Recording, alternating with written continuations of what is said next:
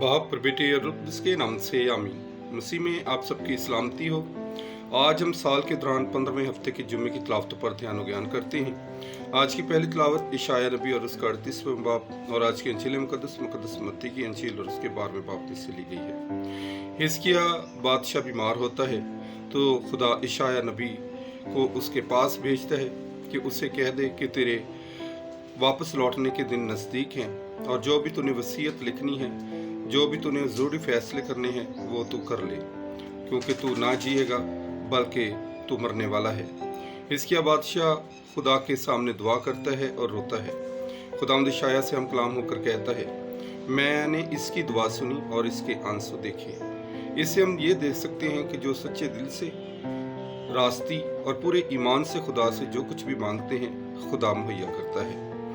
तो खुदा ने उसकी दुआ को सुन लिया और खुदा ने उसकी ज़िंदगी में सालों को बढ़ा दिया और खुदा ने अपने बंदों की मुसीबत से उसको रहाई अता की है, क्योंकि खुदा निजात बख्शने वाला खुदा है। वो अपने बंदों को मुश्किल, परेशानी या दुख की हालत में नहीं देख सकता है। आज की अंजील मुकद्दस में यीशु मसीह फरीसियों और सदूकियों से मुखातब होकर कहते हैं, तुम आसमान की सूरत में तमीज़ करना तो जानते हो, मगर वक्तों के निशान नहीं जानते।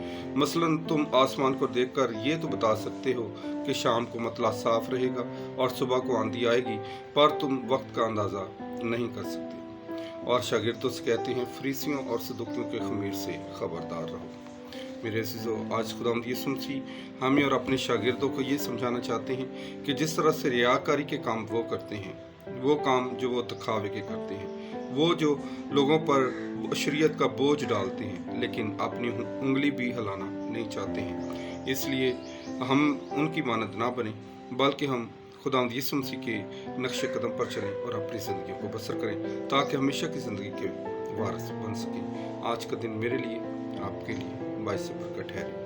खुदावंद हम सबको बड़ी बरकत दे। आमीन।